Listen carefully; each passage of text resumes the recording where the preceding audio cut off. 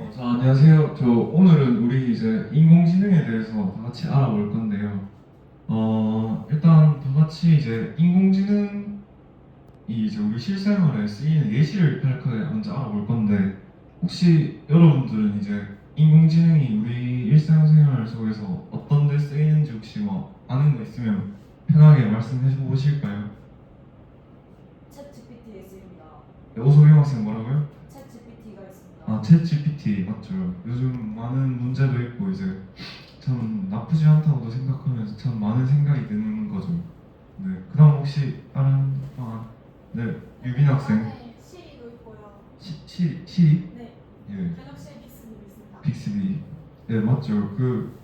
우리 강의 이제 뭐 학교나 이제 공공장소에서 우리 맨날 뭐 이렇게 말하다 보면 자꾸 걔들이 이제 우리가 자기들 부른 줄 알고 가끔씩 깨어나기도 해서 좀 난처한 상황도 많고 한데요. 이제 그래도 뭐 우리를 살게 편하게 도와주는 것들이니까 이제 우리가 그거에 대해서 이제 다 자세히 알아볼 것입니다. 그래서 일단 저는 총 5가지 일단 우리 일상생활에서 인공지능이 어떻게 사용되고 이런 사례를 조사해봤는데요. 그래서 이제 우리가 먼저 알아볼 것은 이제 로봇 기자라는 건데요. 일단 이제 요즘 보면 이제 저는 이제 옛날 사람이다 보니까 이제 요새 AI가 기사도 쓰고 한다는 게 참 믿기지가 않았는데요. 그래서 이게 제가 한번 보니까 이제 AP 통신이나 이제 로이터 통신 이런 등 다양한 외신 이제 통신 쪽에서 기업 실적 보고 등이나 이제 많은 양의 기사들을 이제 막 쏟아내고 있는데요. 알고리즘으로 뉴스를 자동 생산하는 이제 로봇 기자는 그 로봇 기자가 이제 나타나고 있는데, 이 로봇 기자는 단문 형태에서 감성과 다양한 어휘가 담긴 스토리텔링으로 진화하고 있고, 그리고 날씨, 스포츠, 금융, 재난재해 등 이제 정량화된 영역뿐 아니라 데이터를 활용해서 개인 맞춤형 서비스로도 확장되고 있다는데요. 그래서 이제 로봇 기자의 큰 장점은 빅데이터를 활용한 속도 경쟁의 우위에 있다는 것입니다. 그래서 이제 스포츠 경기나 주식 시장이 장이 끝나면 이제 0.1초 만에 이제 사실에 기반한 기사가 신속하고 정확하게 작성되어서 이제 기사화되고 있는데요.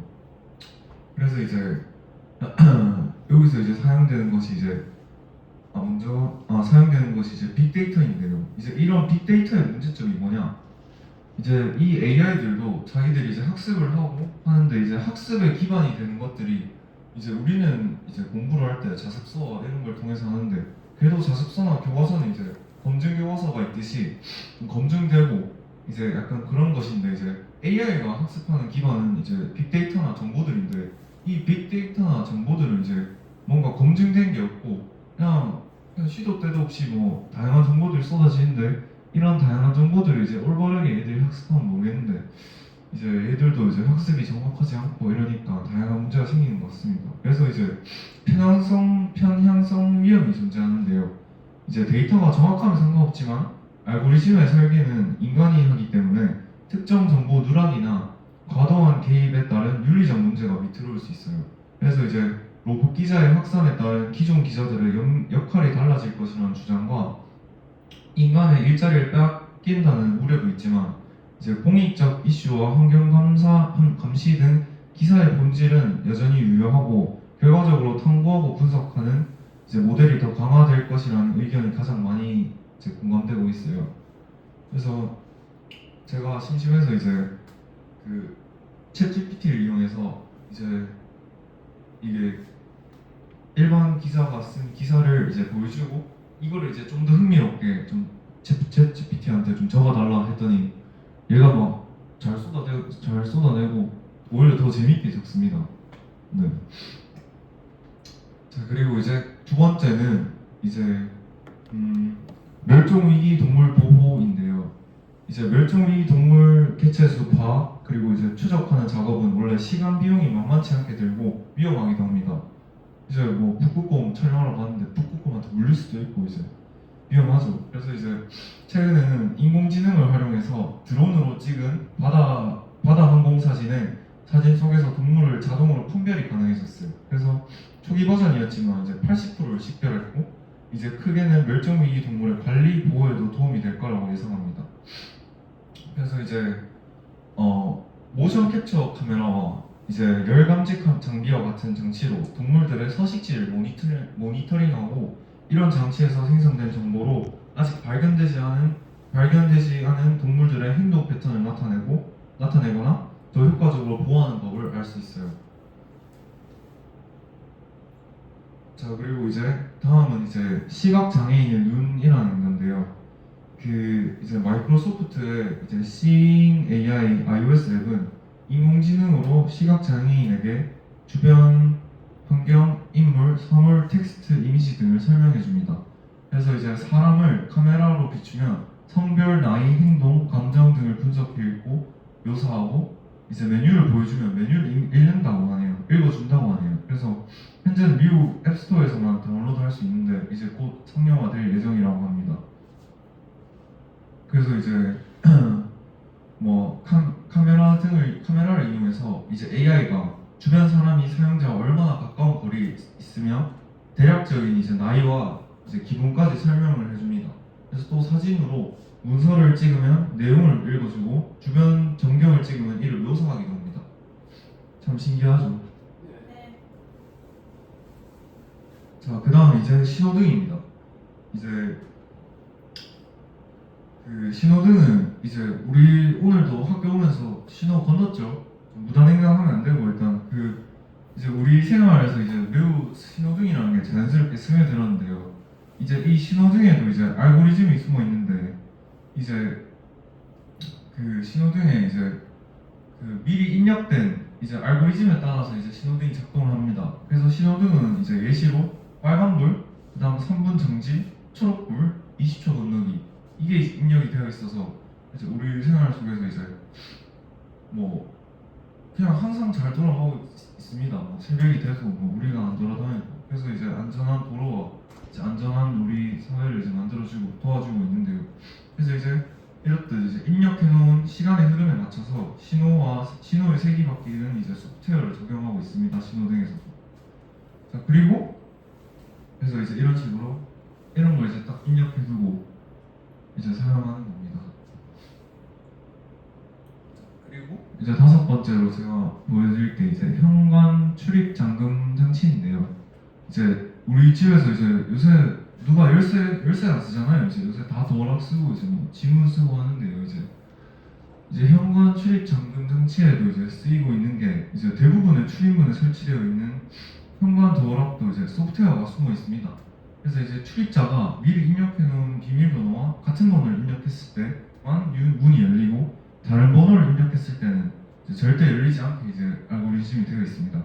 그래서 이제 아무래도 이제 예전에는 이제 뭐 80년대만 해도 집에 도둑 드는 일이 매우 잦았고 그래서 이제 담벼락 이런 데 보면 옛날 집 보면 이제 이렇게 막 도둑 넘어오지 담 타고 넘어오지 말라고 거기다 막 가시덤불 막 이래 해놓고 막 옛날 집 가면 보이지 않습니까?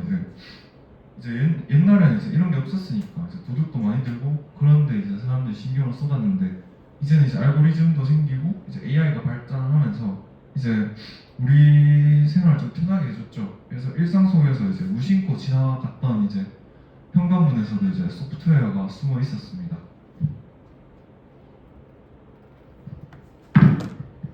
감사합니다.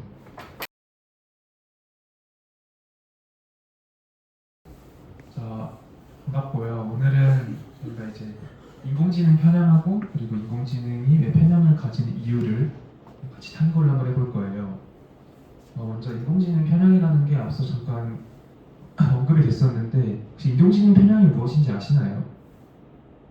그렇죠, 잘 모를 거예요. 개념적으로 설명을 하자면은 기본적으로 인공지능이나 이 머신러닝이 특정 결과에 대해 어느 정도의 편향성을 갖고 판단을 내리거나 어떤 특징들의 부분 집합에 의존하고 있다는 의견을 뜻한다. 사전적 용어인데 조금 어려울 수 있어요, 이해하기. 그래서 저희가 지금부터 한 가지 사례를 예시로 들면서 같이 인공지능 편향이 무엇이고 인공지능이 왜 편향을 가지는지 알아보도록 합시다. 인공지능이 잘못된 선택을 하는 이유는 무엇이 있을까요? 여러 가지가 있겠죠. 그러면 그 중에 한 가지 사례를 같이 알아볼게요. 혹시 예빈 학생이 이저 챗GPT의 답변을 좀 읽어주실래요? 다 했나요? 그냥 뭐 앞에 한 문단만 읽어도 될 것 같아요. 한 문단. 세종대왕의 맥북 프로 던짐 사건은 역사서적인 조선왕조실록에 기록된 일화로 15세기 조선시대 세종대왕이 새로 개발한 훈민정음의 초고를 작성하던 중 문서 작성 중단에 대한 담당자에게 분노하여 맥북 프로와 함께 그를 방으로 던진 사건입니다. 그쵸. 근데 뭐 이상하죠 이거. 그러니까 뭐 뒤로 조금만 읽어보면 중요한 부분만 세종대왕은 이에 분노하여 철관을 부르고 맥북 프로를 함께 들고 그를 방으로 불러서 화를 내었습니다. 그러니까 이게 그러니까 이 사실에서 나타나는 문제점이 무엇일까요? 문제점. 엉터리입니다. 그쵸. 왜냐면은 세종대왕이랑 맥북 프로라는 게 매칭이 안 되는 단어들이잖아요. 그래서 애초에 이 질문부터 조선 왕조실록에 기록된 세종대왕의 맥북 프로 던짐 사건이라는 게 그냥 엉뚱한 질문을 한 거예요. 근데 이 챗GPT라는 AI 즉 인공지능이 마치 질문을 들고 자신이 알고 있는 데이터 상에서 이 엉뚱한 답변을 해버린 거죠. 그렇다면 챗GPT는 왜 이러한 엉뚱한 답변을 내놓았을까요? 혹시 좀 이상이 가시나요? 이제 누가 어디 뭐 FM이나 이런데 이제 누가 재미로 적어놓은 이제 글을 그대로 진짜 정보인 줄 알고 갖고 뭐 대충 비슷한데 왜냐하면 일단 챗GPT라는 게 이 작동하는 원리 자체가 일단 얘네가 이제 인공지능이 데이터가 있을 거 아니에요? 가지고 있는 데이터 내에서 어떤 뭐 질문을 하거나 뭐 이렇게 해서 이렇게 대답해줘 하면은 자기들이 가지고 있는 인공지능이 가지고 있는 정말 엄청난 막대한 양의 데이터 내에서 답변을 해주는 그런 방식으로 돌아가는 게 이 챗GPTI 즉 인공지능 대화 서비스인데 근데 이 챗GPT라는 게 데이터가 정말 한마디로 막대할 뿐 무한하다고 볼 수는 없거든요. 그래서 왜 이런 답변을 하느냐 하면은 일단은 이 챗GPTI한테 이런 질문을 물어봤을 때 얘네가 조선 왕조실록이라는 데이터가 있고 세종대왕이라는 데이터가 있고 맥북 프로라는 데이터가 따로따로 있는 거예요. 근데 이런 질문을 했을 때 보통 일반적인 사람한테 이런 엉뚱한 질문을 하면은 그게 뭐냐고 대답을 할 텐데 얘네는 이런 세 가지를 합친 이상한 질문을 했을 때 나는 조선 왕조실록이라는 데이터가 인공지능 베이스 안에 있고 데이터베이스 안에 세종대왕이라는 데이터도 있고 맥북 프로라는 데이터도 있으니까 그냥 그 데이터를 합쳐가지고 이런 엉뚱한 대답을 하는 거죠. 그래서 이게 어떻게 보면 인공지능 편향성에서 아까 저희가 봤었던 이 어떤 특징들의 부분 집합에 의존하고 있다는 의견이라고 볼 수 있는 거예요. 그래서 이 얘네가 특징, 데이터 이런 거에 가지고 있는 거를 통해서 잘못된 정보를 만들어내는 거죠. 그래서 이런 예시도 우리가 인공지능 편향이라고 볼 수 있는 거예요. 그래서 저희가 지금까지 인공지능 편향이 무엇인지 같이 알아봤고 그리고 인공지능이 잘못된 선택을 하는 예시를 한번 같이 본 다음에 그리고 왜 인공지능이 이런 잘못된 선택을 하는지도 알아봤는데요. 도움이 되셨나요? 네. 그러면은 내일까지 발표 마치도록 하겠습니다.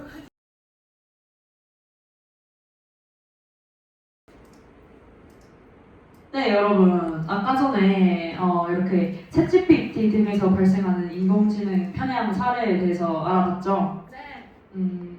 그래서 저희가 지금은 인공지능 편향 사례에 대해서 각자 어떻게 생각하는지 그리고 이런 편향 문제를 해결하려면 어떻게 해야 되는지 각자 이렇게 생각해본 자료를 한번 서로 토론해보는 시간을 가져보도록 하겠습니다. 자, 일단 아까 전에 본 사례에 대해서 각자 토론해 보도록 할게요. 토론하시죠? 저부터 말하면 되나요? 네. 저는 편향성 문제는 근본적으로 뿌리 뽑기는 어렵다고 생각합니다. AI는 결국 사람의 손에 태어나잖아요. 그 사람이 알고리즘을 설계하는데 이 설계하는 동안에 그 사람의 편향성에 영향을 줄 수 있습니다. 무엇보다 데이터의 문제가 가장 큰데요. 데이터는 사람의 과거 데이터입니다. 사람들은 누구나 편향성을 갖고 있어요. 그래서 어떤 데이터를 학습시키든지 편향성 문제에 부딪힐 수밖에 없다고 생각합니다. 저도 이야기하겠습니다. 편향적이지 않은 데이터만 골라 학습하는 것도 불가능하다고 생각합니다. 딥러닝이라는 게 쉽게 말하면 AI가 스스로 학습하는 거잖아요. 아이가 스스로 사회성도 배우고 생존력을 배우는 것처럼요. 그렇군요. 그러면 이런 인공지능 편향 문제를 해결하기 위해서는 어떻게 해야 한다고 생각하는지 한번 발표를 해보도록 하겠습니다. 저부터 발표할게요. 네. 저는 요즘 주목되는 AI 편향성 검증 도구를 체계화하여 적용시켜야 한다고 생각합니다. AI 편향성 검증 도구란 AI가 공정한지 진단하고 편향성을 교정하는 진단 시스템입니다. AI 모델을 이 검증 도구로 테스트해서 합격하면 적어도 이 도구에서 검증한 부분에 한해선 AI 모델이 공정하다라고 입증할 수 있는 거죠.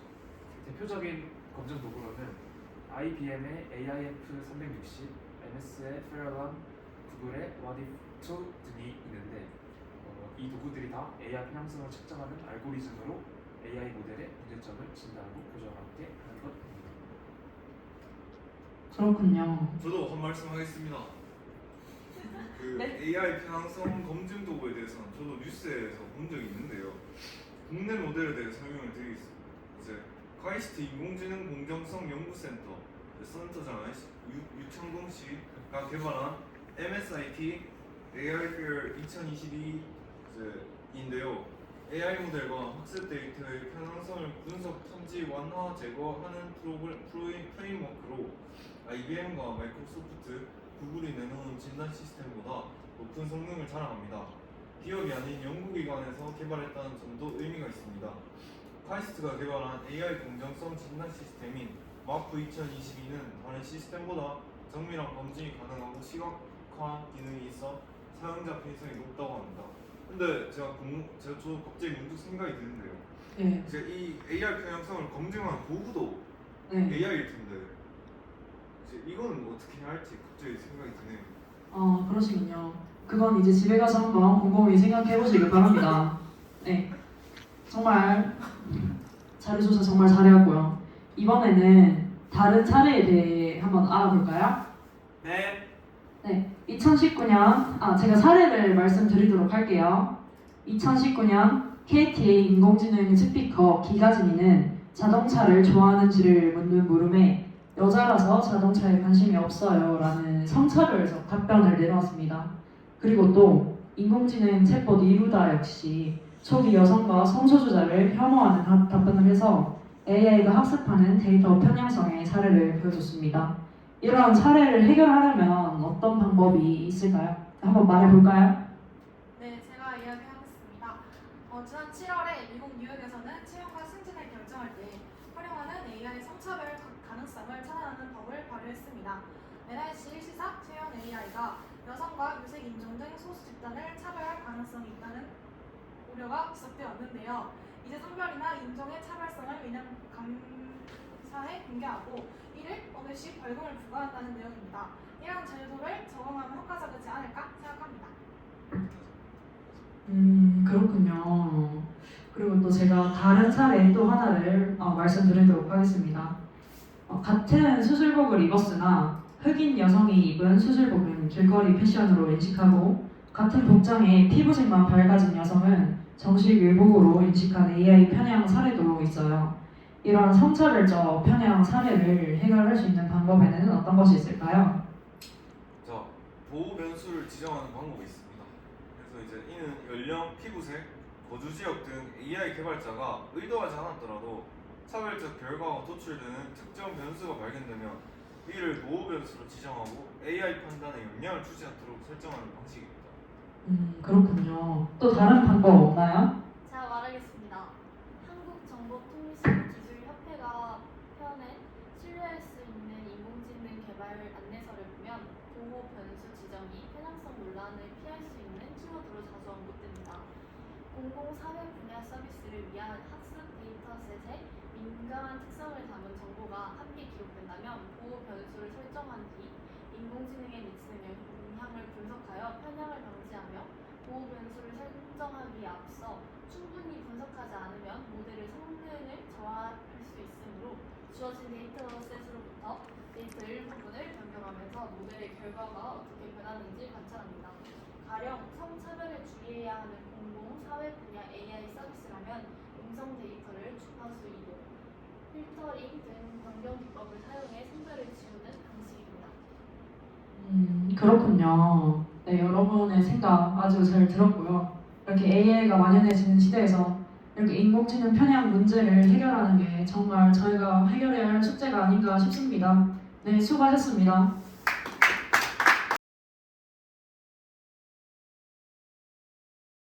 저희 앞서 진행했던 수업에 이어서 인공지능 편향 고치기 활동을 실제로 진행해 보도록 하겠습니다. 우선 사이트에 접속한 후에 시작하기 버튼을 눌러주세요. 누르셨나요? 네. 왜 이미지 프로젝트를 클릭해 보시겠어요? 표준 이미지 모델을 클릭해 주세요. 이제 클래스 1과 클래스 2를 눌러서 각각 남자와 여자라고 이름을 바꿔주세요.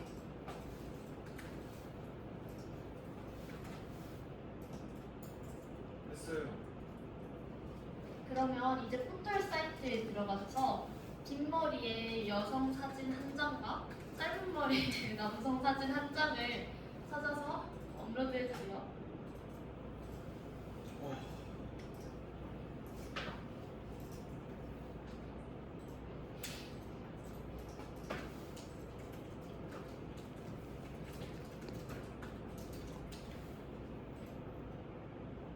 역시 이완이고.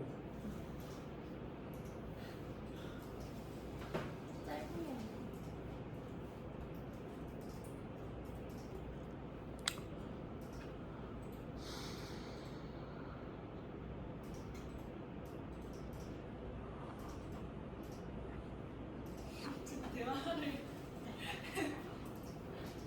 네.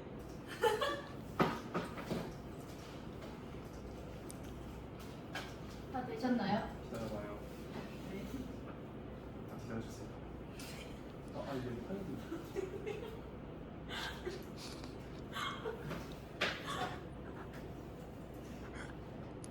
했어요. 되셨나요? 짧은 머리.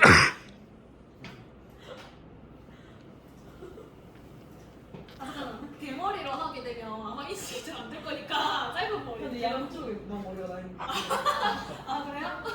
자, 다 되셨나요? 올바른 사진을 찾아주셔야 됩니다. 그러면 모델 학습시키기 버튼을 눌러주세요. 그러면 오른쪽 화면에 자기 얼굴이 뜰 거예요. 예. 네. 오른쪽 화면에 자기 얼굴이 뜰 거예요. 저희가 얼굴 사이로. 왜 또? 전화해 봐. 허용을 그 카메라 허용을 눌러줘야 돼요. 네. 여기 보면 카메라 허용. 나 처음 듣는 거. 결과가 어떻게 나왔나요? 여성 여성 70%까지 나오네. 서경 학생은 결과가 어떻게 나왔나요? 저는 남자가 65%, 여자가 35% 나옵니다. 건희 학생은요? 근데 전 지금 보니까 또 반반 딱 반반 나오는데요. 지금 보면은 대체적으로 결과가 부정확하죠. 이게 데이터가 많지가 않아서 그런 거라서 저희가 이 인공지능을 학습시켜 보도록 할 건데 그러려면 많은 양의 데이터가 필요하기 때문에 6장의 사진을 각각 넣어보도록 할게요. 여자 남자 100%인데요. 여자 90% 나오네. 남자 90%. 머리카락이 돼 있는 거니까 아니 가로로 해봐 가로로. 아니 남자가 더 많이 나와. 이게 살짝 얼굴 좀 가리니까 여자 웬만한데 눈이 여성스럽나 봐. 나이 그런 거보다. 감상성을 되찾았어. 자 다음 서경이다. 서경 학생 어떻게 저는 나왔나요? 여자가 매우 많이 나옵니다. 오케이. 건희 그다음에 학생입니다. 전 남자 100% 나왔습니다.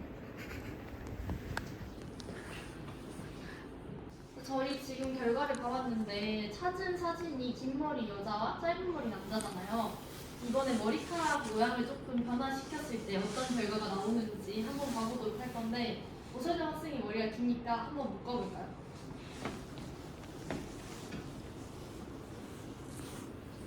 어떤 결과가 나오나요? 남자 비율이 좀 더 늘어나는 것 같습니다. 여자 나오는데? 옆머리 때문에. 옆머리 때문에. 오. 머리를 묶었을 때 남자 비율가 음. 굉장히 혼동하는 모습을 볼 수 있죠. 그러면 네네. 이번에는 이건희 학생이 머리카락을 조금 붙여보도록 할게요. 근데 가발이 없으니까 제 머리카락을 빌려주세요. 오. 자, 이렇게 했을 때 어떻게 나오죠? 오, 어떻게 나오죠? 뭐. 원학생? 요동칩니다. 여동시죠. 네, 네. 감사합니다. 머리카락이 길이에 따라서 정확하게 나왔던 출력값이 바뀌는 모습을 볼 수 있죠. 이제 서경 학생이 여자임에도 불구하고 머리를 묶으니까 남자로 나오고 건희 학생이 남자임에도 불구하고 머리가 길어지니까 여자로 나오죠. 그러면 이게 인공지능이 지금 잘못된 선택을 하고 있는 건데 왜 이렇게 인공지능이 잘못된 선택을 하게 되는 걸까요? 용은 학생부터 말해볼까요? 인공지능이 편향성이 있기 때문입니다. 그렇구나. 그럼 서경 학생은 어떻게 생각하나요? 저도 그렇게 생각합니다. 아 그렇구나. 그럼 건희 학생은 어떻게 생각하나요? 저는 좀 다르게 생각합니다. 어떻게 생각하시죠? 저는 지구온난화 때문이라서. 지구온난화가 왜 잘못된 선택을 하게 만들죠? 이제 아무래도 날씨도 좀 쌀쌀해지고 하니까 이제 컴퓨터도 이제 추워가지고 아시겠다. 아침이 너무 그렇구나. 다른 학생들, 건희 학생들 의견에 동의하나요? 네. 그러면 선생님이 봤을 때 우리가 인공지능한테 굉장히 한정적인 데이터만을 학습시켰죠. 여자에게는 긴 머리만 학습시켰고 남자에게는 짧은 머리만 학습을 시켰는데 이러한 한정적인 데이터만 학습시켜서 좀 잘못된 결과를 내고 있다고 생각을 합니다. 그러면 우리가 이제 양질의 데이터를 수집을 해서 우리 이 인공지능을 고쳐볼 건데요. 이제 6장씩 넣었잖아요. 그러면 이제 남자 쪽에 긴 머리를 가진 남자 사진을 6장 더 넣고 여자 쪽에는 짧은 머리를 가진 여자 사진을 6장 더 넣어주시면 됩니다. 가방의 사람. 감사합니다. 김경호. 방황 되고요. 그러면 이제 학습시키기 버튼을 또 한번 눌러볼게요. 자, 서경 학생 결과가 어떻게 나왔나요? 남자 비율이 높게 나옵니다. 머리를 묶었을 때도 그런가요?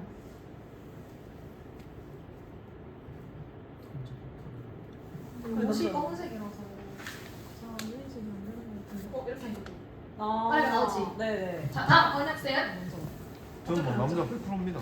머리카락 좀 펴주시겠어요? 친구한테? 아, 네네.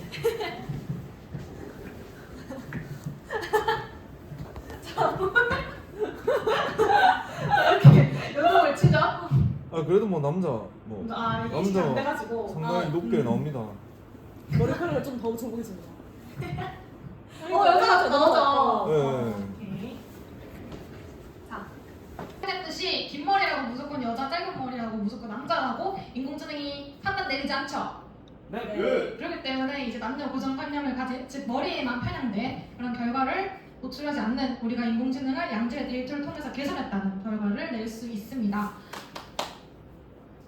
그렇군요. 자, 좋습니다. 그러면 우리가 인공지능의 잘못된 판단에 이거 짜고 자, 첫 번째 활동이 뭐였죠? 한 장씩만 해? 네. 사진을 넣었을 때 네. 작동이 잘 안 됐죠? 예. 그렇기 때문에 이제 다양한 데이터가 필요하다 한 가지 알 수 있고 두 번째 활동은 뭐였죠? 이제 긴 머리 남자, 짧은 머리 여자. 그래서 이제 긴 머리 여자, 짧은 머리 남자 그렇죠? 이제 그렇게만 데이터를 입력시켰을 때 우리가 한정된 데이터만 입력시켰을 때 인공지능이 편향을 가지게 된다라는 걸 알게 됐고 마지막 활동을 통해서 우리가 뭘 알게 됐죠? 서경 학생 발표해볼까요? 아, 네.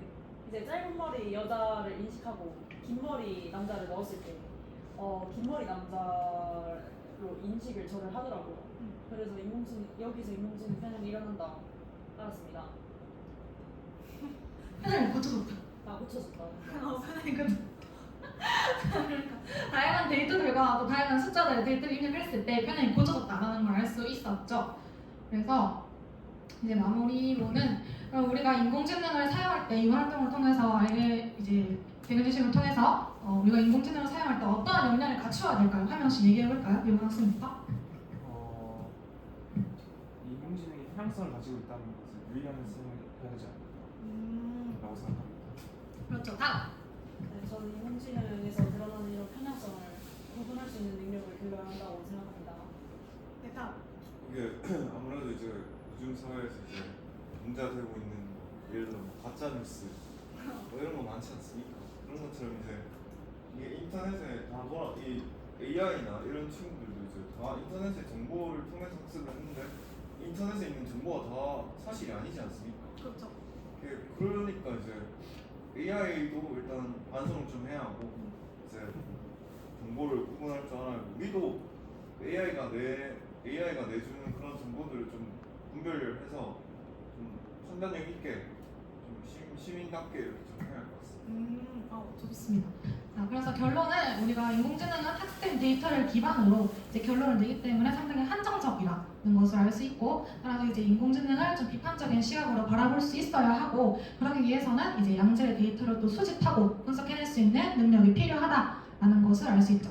또 새로운 인공지능을 만들 때 다양하고 이제 충분히 양질의 데이터를 학습시켜야 된다라는 것도 알 수 있었습니다. 그러면은 이상으로 오늘 수업 마치도록 하겠습니다. 감사합니다.